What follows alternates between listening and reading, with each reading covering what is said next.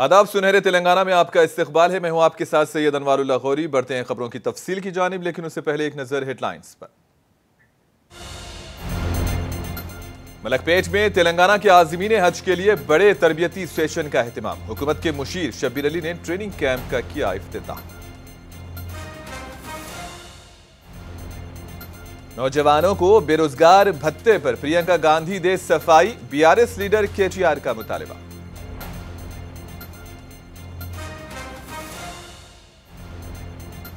₹500 में gas cylinder देने के लिए हुकूमत संजीदा। रेवंत रेड्डी हुकूमत ने जारी किए 80 करोड़ रुपये।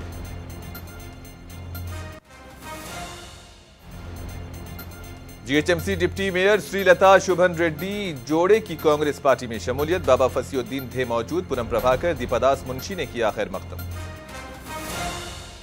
कांग्रेस तेलंगाना में अपने एक और वादे को पूरा करने जा रही है। ₹500 में गैस सिलेंडर देने के लिए हुकूमत ने तैयारियां कर ली है और इस सिलसिले में तेलंगाना हुकूमत ने 80 करोड़ रुपये जारी किए हैं। Consumers affairs and food civil supplies department ने इस जिम्मन में एक जीओ जारी कर दिया है।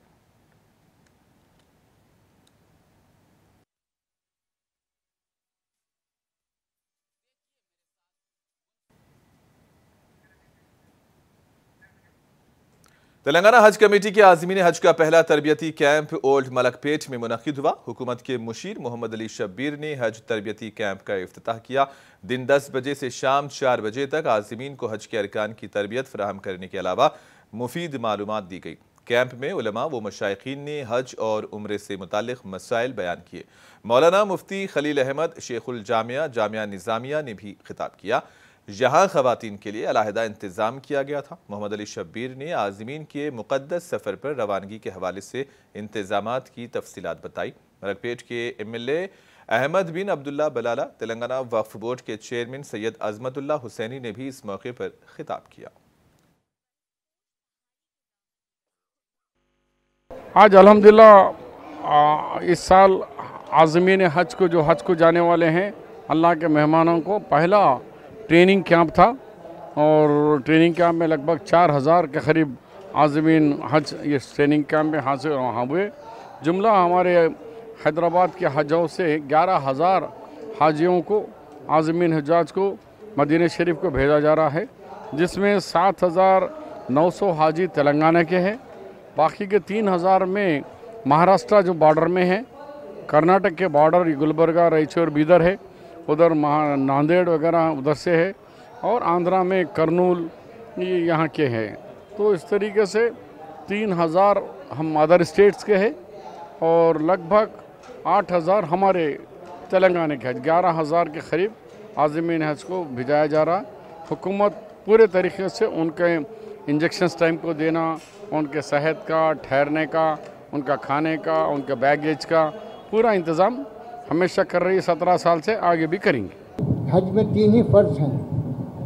एक तो एहराम बांधना है, दूसरा जो अरफात में क़ियाम करना है, तीसरा तवाफ़ ज़ियारत जिसका। ये 3 फ़र्ज़ का मतलब ये है कि अगर इसमें से कोई एक फ़र्ज़ भी आपका मजबूरी से हो, गफलत से हो, किसी वजह से हो, छूट जाए तो आपका हज नहीं होता, फिर आइंदा साल ही आपको हज करना पड़े। तो इसका ख़ास ख्याल रखिए। ये 3 फ़र्ज़ हैं, फ़र्ज़ के छूटने पर किसी सूरत में भी हज नहीं होता। हाँ, अरफात में आप बेहोश भी हैं और आपको ले जाया गया, लाया गया तो फिर हो सकता है। मजबूर हैं, चल नहीं सकते, उसमें ला रहे हैं, ले जा रहे हैं तो हो सकता है। लेकिन हज अगर अरफात छूट जाए तो फिर आपका जो है हज नहीं होगा। इस साल आप लोग का सफ़र अल्लाह की राह में जो बुलावा आया है वो आपका सफ़र मकबूल हो, आपका हज कबूल हो, आपके सफ़र हज के अंदर आसानियाँ पैदा हो। इस चीज़ की हम तमाम लोग दुआ करते हैं कि आप लोग जाएँ, हज करिए, अपनी कौम के लिए, अपनी कौम के हालात के लिए दुआ करिए, हमारी कौम की इज़्ज़त और इफ़्तिखार के लिए हमारे मुल्क के अंदर दुआ करिए, हमारे मुल्क की और हमारी रियासत के इस्तेकामत के लिए दुआ करिए। आप तमाम लोगों को अपने घर का मेहमान बना के आप सबको बुलाया है, आपको चुना है, उसके लिए आप लोग तमाम लोग काबिल मुबारकबाद है।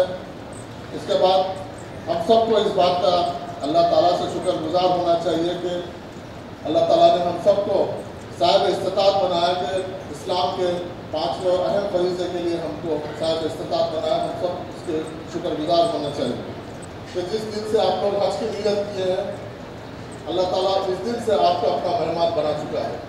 अगले 2 महीने के बाद 2 महीने के बाद 2.5 महीने के बाद आपका हज का सफ़र की शुरुआत होगी। लेकिन आज से आपको उसके लिए तैयार ज़हनी तौर पर और अपने फिज़िकल तौर पर इसको तैयार आपको रहना चाहिए। अपने डेली रोज़मर्रा के चाहे आदतें हों, रोज़मर्रा के अपने ग़िज़ा हो, हर चीज़ के लिए आपको इसको तैयार रहना चाहिए। मोहम्मद अली शब्बीर ने इस मौके पर बताया कि ओवरसीज एजुकेशन के अक़लियती तुलबा 31 मार्च तक दरख्वास्त दे सकते हैं। इन्होंने इशारा दिया कि स्कीम में तब्दीलियां की गई हैं और हुकूमत पसमानदा तबक़ात के तुलबा को बैरून मुल्क पढ़ाई के लिए 50 लाख रुपये फीस देने को तैयार है। 31 मार्च लास्ट डेट है। जब तक एप्लीकेशन दीजिए। अब के चीफ मिनिस्टर साहब रिव्यू में कुछ तब्दीली लाए हैं। ऐसे यूनिवर्सिटीज़ को 100 यूनिवर्सिटीज़ वर्ल्ड के जो टॉप यूनिवर्सिटीज़ उनमें इंतखाब करें और उसके 20 लाख रुपए उसकी फ़ीस तक देने का ओवरसीज बैंक में है। लेकिन सीएम ने कहे कि जैसा कि ऑक्सफोर्ड है, हार्वर्ड है और LIC है, ऐसे लंदन स्कूल ऑफ इकोनॉमिक्स है, ऐसे बड़े यूनिवर्सिटीज़ में मिलेंगे जहां अगर 50 लाख भी अगर वो बच्चे पे खर्च होगा तो हम करेंगे। ऐसे टॉप 10 यूनिवर्सिटीज़ को भी रिकॉग्नाइज कर रहे, उसके अंदर फीस एक बच्चा भी अदा ना करे, सारा उसका खर्चा हुकूमत करेंगे। अब क्या है, फीस कितने भी हम 20 लाख देते, अब उसको रिलैक्सेशन दे के टॉप यूनिवर्सिटी जो वर्ल्ड के टॉप है वो यूनिवर्सिटीज़ में आएगा तो अप टू 50-60 लाख भी होगा तो हम ही देंगे बच्चों को। अभी उसके ऊपर पॉलिसी डिसीजन नहीं हुआ है, खाली अभी BC का एक ही रिव्यू हुआ है, माइनॉरिटी रिव्यू बाकी है। इसके अंदर हम फैसला करेंगे कि ये जो एप्लीकेशंस आए हैं उसको फिर दोबारा एग्जामिन करें या फिर जो लोग को चेक मिल गया उनको देना है। हुकूमत की नई पॉलिसी नई गाइडलाइन के साथ सबको देना है। KTR कहते हैं कि प्रियंका गांधी को बेरोजगारी भत्ते के बारे में वजाहत करनी चाहिए। वो ये बताएं कि नौजवानों की माली मदद के इंतखाबी वादे पर अमल किया जाएगा या नहीं। BRS लीडर KTR नागर कर्नूल में जलसे से खिताब कर रहे थे। इस मौके पर इन्होंने मजीद कहा कि KCR को तेलंगाना से हटाना उसी सूरत में मुमकिन होगा जब रेवंत और उनके गुरु चंद्रबाबू नायडू रियासत को फिर से आंध्रा में जम कर देंगे। నేను ప్రియాంక గాంధీని రేవంత్ రెడ్డిని అడుగుతున్నా, ఎల్లుండి ప్రియాంక గాంధీ ఇక్కడికి వస్తున్న నాడు ప్రజలకు ముఖ్యంగా తెలంగాణ యువతకు సమాధానం చెప్పాలి. మీరిచ్చిన యూత్ డిక్లరేషన్ అది జూటా మాటనా, వట్టి బూటకమా, లేదా అందులో నిజంగా దానికి కట్టుబడి ఉన్నారా లేదా, 4000 రూపాయలు ఇచ్చేదానికి కట్టుబడి ఉన్నారా లేదా తెలంగాణ యువతను మోసం చేస్తున్నారా ఎల్లుండి చెప్పాలని చెప్పి కూడా నేను డిమాండ్ చేస్తా ఉన్నా. ఎందుకంటే మీరిచ్చిన 420 హామీలు తప్పకుండా 100 రోజులు నిండిన తర్వాత ఇంటింటికి ఆ పుస్తకాన్ని తీసుకొని పోతాము। जिले मुत्तहिदा महबूबनगर की अचमपेट में भी KTR ने आज BRS पार्टी के इजलास से खिताब किया। इस मौके पर उनका कहना था कि इंतखाबात से पहले अगर रेवंत रेड्डी को वजीर आला उम्मीदवार के तौर पर ऐलान किया जाता तो कांग्रेस 30 सीटें भी नहीं जीत पाती। KTR का कहना है कि उन लोगों से पूछें जिन्होंने कांग्रेस को वोट दिया था, क्या वो ऐसी तब्दीली को पसंद करते हैं। KTR के मुताबिक अवाम बरखी की कटौती, पानी की फराहमी की कमी और रैतु बंधु ना मिलने की शिकायत कर रहे हैं। రైతు బంధు వారం 10 రోజుల లోపలనే టింగు టింగు టింగు అనుకుంటా 7600 కోట్ల రూపాయలు మా ఖాతాలో పడుతుండే. కానీ ఇయాల ఈ రేవంత్ రెడ్డి వచ్చిన తర్వాత, ఈ ప్రభుత్వం వచ్చిన తర్వాత నీకు వడ్డదా అంటే రైతు బంధు నీకు వడ్డదా అని ఒకళ్ళ మొక్కలు ఒకళ్ళు చూసుకునే పరిస్థితి వచ్చిందన్నా. మరి 3 నెలలకు వస్తుందా 6 నెలలకు వస్తుందా తెలువని పరిస్థితి ఉన్నదనే మాట ఊర్లలో రైతులు చెప్తా ఉన్నారు. నేను చెప్పేది కరెక్టా కాదా? రైతులు బాధపడుతుండ్రా? కరెంటు కోతలు చాలు అయినాయా? మార్పు బాగుందా? నేను అడుగుతలేను మిమ్మల్ని, వాళ్ళకు ఎవరైనా ఏదైనా కాంగ్రెస్ వాళ్ళకు ఓటేసిన వాళ్ళు అన్నా మరి కరెంటు రాకపోయాని మీ దగ్గరకు వస్తే అడుగుని మార్పు। अजीमतर बल्दिया हैदराबाद की डिप्टी मेयर श्रीलता ने आज बाकायदा तौर से कांग्रेस पार्टी में शमूलियत इख्तियार कर ली। वो अपने सैकड़ों हामियों के साथ कांग्रेस के सदर दफ्तर गांधी भवन पहुंचकर कांग्रेस में शामिल हुए। इस मौके पर उनके शौहर शुभन रेड्डी और बाबा फसीउद्दीन भी मौजूद थे। रियासती वजीर पूनम प्रभाकर ने उनका खैर मकदम किया। BRS की खातून कायद श्रीलता ने कहा कि 24 साल इन्होंने अपने शौहर के साथ BRS पार्टी में खिदमत अंजाम दी, लेकिन पार्टी ने उनकी खिदमत को कभी कद्र की निगाह से नहीं देखा और ना ही उनका हक अदा किया गया। डिप्टी मेयर हैदराबाद ने मजीद कहा कि KCR और KTR कभी उन्हें मुलाकात का वक्त ही नहीं दिया करते थे। रियासती वजीर पूनम प्रभाकर ने इस मौके पर मीडिया से बात करते हुए कहा कि कांग्रेस पार्टी सबके साथ इंसाफ करती है। तेलंगाना की जदोजहद से इसके हुसूल तक कांग्रेस ने अहम किरदार अदा किया था और कांग्रेस ही तेलंगाना के हकीकी हमदर्द जमात हैं। AICC incharge Deepadas Munshi, TPCC working सदर MLC महेश कुमार गौड़, हैदराबाद के इंचार्ज वजीर पूनम प्रभाकर, राज्यसभा के अरकान अनिल कुमार यादव भी इस मौके पर गांधी भवन में मौजूद थे।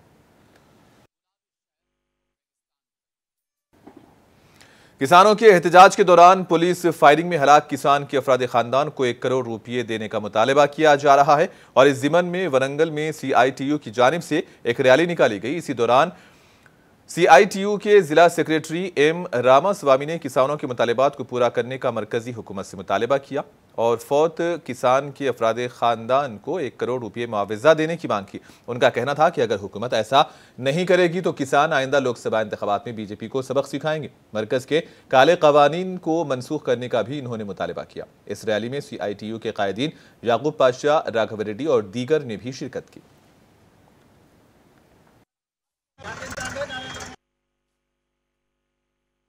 రైతులు గతంలో చనిపోయినటువంటి రైతులకు నష్టపరిహారం ఇవ్వకుండా ఒప్పుకొని నష్టపరిహారం ఇవ్వకుండా కాలయాపన చేస్తున్నటువంటి పరిస్థితి ఉంది.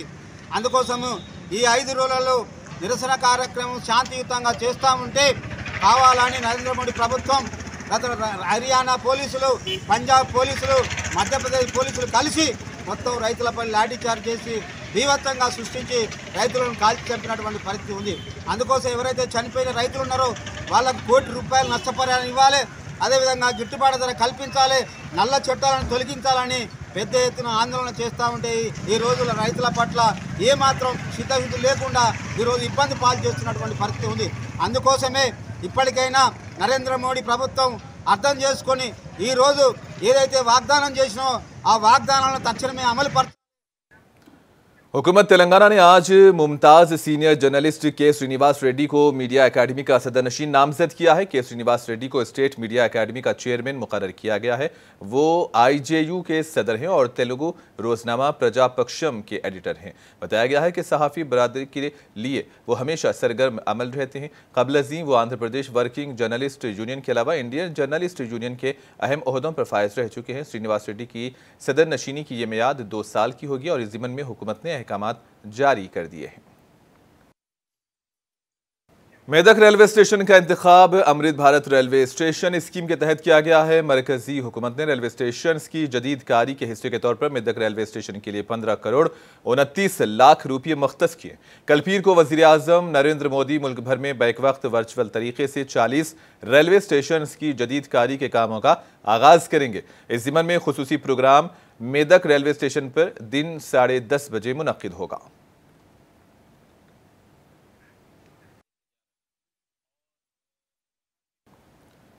मारूफ शायर साबिर कागज नगरी का मुख्तसर सी अदालत के 22 से इंतकाल हो गया। उनकी उम्र 68 बरस थी और वो सरपुर पेपर मिल के रिटायर्ड केमिस्ट थे।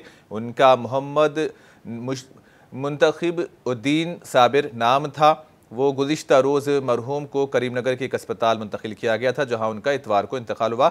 मरहूम साबिर कागज नगरी की नमाज जनाजा पीर को बाद नमाज फ़ज्र मस्जिद जाफरी करीमनगर में अदा की जाएगी और तदफीन मोहल्ले सवारान के कदीम कब्रस्तान में अमल में आएगी। उनके पसमानदगान में बेवा के अलावा 4 लड़के शामिल हैं। मरहूम साबिर कागज नगरी तहरीक इस्लामी के घराने के चश्मो चिराग थे। मौलाना मोहम्मद फजलुल्लाह कुरैशी रहमतुल्लाह अलैह के ख़ास शागिर्द थे और उनका मुनफरिद कलाम था। जिस मुशायरे में भी जाते वो मुशायरे को लूट लेते। उनके कई मजमूए कलाम शाये हो चुके हैं और तकरीबन निसफ सदी तक इन्होंने शायरी के ज़रिए इस्लाम की और तहरीक इस्लामी की खिदमत अंजाम दी।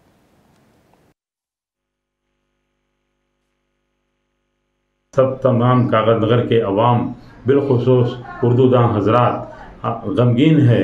अपने आप में वो यानी ये हैरान है कि किस तरह जो है हमारे बीच से शख्सियत उठ गई। तो हम सब हमेशा साबिर कागज़ नगरी के दुआ को रहेंगे कि उनके लिए दुआ को रहेंगे कि उनके लिए अल्लाह ताला जन्नतुल फिरदौस नसीब करे उनको, और उनके जो काम अधूरे हैं, जो काम उर्दू के लिए वो छोड़ गए हैं, इंशाअल्लाह हम तमाम लोग उसको पूरा करने की कोशिश करेंगे। आदिलाबाद के एक निजी स्कूल में तालीमी इदारे का सालाना जलसा शानदार पैमाने पर मुनक़िद किया गया। इस मौके पर शुरका ने कहा कि अगर तालीम के साथ तरबियत ना हो तो वो तालीम अधूरी है। बच्चों की शख्सियत साजी में अहम रोल वालिदैन का होता है और हकीकत में बच्चे ही वालिदैन का तारुफ होते हैं।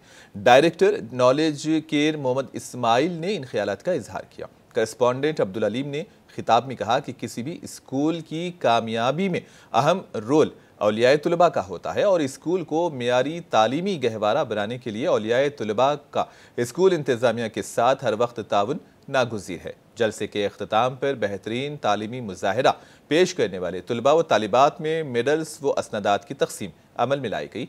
Best student award Rufia Binte Ashfaq, best father award Sheikh Tahir और बेस्ट मदर का अवार्ड कौसर परवीन को दिया गया। इस मौके पर Telangana minority private school association के ज़िला सदर मोहम्मद अमीरुद्दीन, एकेडमिक ऑब्जर्वर मोहम्मद आसिफ और दूसरी अहम शख्सियात भी मौजूद थी। प्रोग्राम्स या घर में होने वाले रस्म रिवाज या रोजमर्रा की ज़रूरतें ज़िंदगी, आप एक बच्चे को रोजाना 5 रुपये 10 रुपये खर्चा करने के लिए देते हैं। वालिदैन देखे तो किसी के वालिद 10-20 रुपए के दिन में 30-40 रुपए के पूड़ियाँ खा लेते। कल अगर रस्म रिवाज करना है तो इंटरेस्ट पर पैसे उठा के ला के हमारे रस्म रिवाज पूरी कर लेते। रमजान के ईद के मौके पर हमारे अखराजात पूरा करना है तो हम कई सेठ के पास से पैसे उधार लाएंगे, कुछ भी करेंगे, हम अपने सारी चीजें कर लेंगे।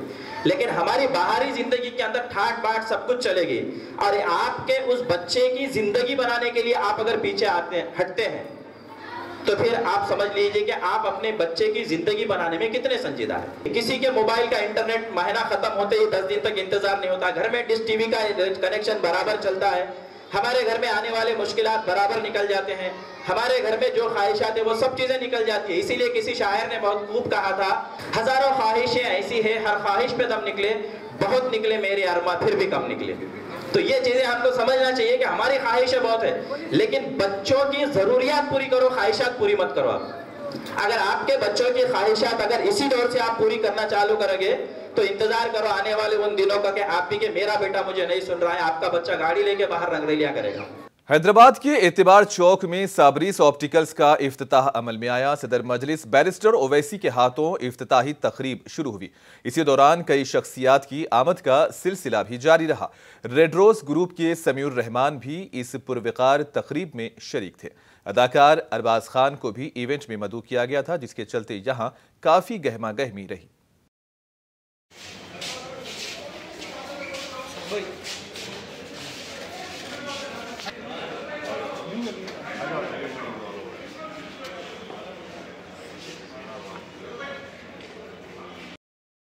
गांजा मिले चॉकलेट ओडिशा से लाकर तेलंगाना में बेचे जा रहे हैं। बालानगर एसओटी पुलिस को इत्तला मिली कि बालानगर के घर के कांचा इलाके में अनंत कुमार बार्क अपनी छोटी किराना दुकान में गांजा चॉकलेट बेच रहा है। दुकान पर छापे के दौरान कुछ गांजा चॉकलेट्स जब्त की गई और मजीद तफ्तीश में इसकी स्कूटी की सीट के नीचे डिक्की में छुपाए गए 3 पैकेट में 120 चॉकलेट्स का इंकशाफ हुआ। मालूम हुआ कि ये चॉकलेट उड़ीसा से यहाँ लाकर बालानगर के इलाके में मजदूरों और तुलबा को बेचे जाते हैं। बालानगर पुलिस ने मुलजिम को गिरफ्तार किया और तफ्तीश कर रही है। 5 ग्राम के चॉकलेट में 14% गांजा पाया गया। बताया गया है कि गांजे से बनी चॉकलेट बच्चों में मुफ्त में बांटी जा रही है ताकि वो उसके आदी हो जाएं तो उनसे मोटी रकम बटोरी जा सके। और आखिर में हेडलाइंस पर एक और नजर। मलकपेट में तेलंगाना के आज़मीन हज के लिए बड़े तरबियती स्टेशन का एहतमाम। हुकूमत के मुशीर शब्बीर अली ने ट्रेनिंग कैंप का किया इफ्तिताह।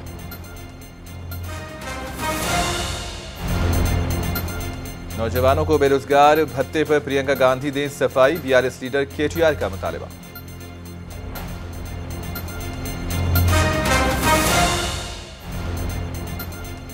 ₹500 में गैस सिलेंडर देने के लिए हुकूमत संजीदा। रेवंत हुकूमत ने जारी किए 80 करोड़ रुपए।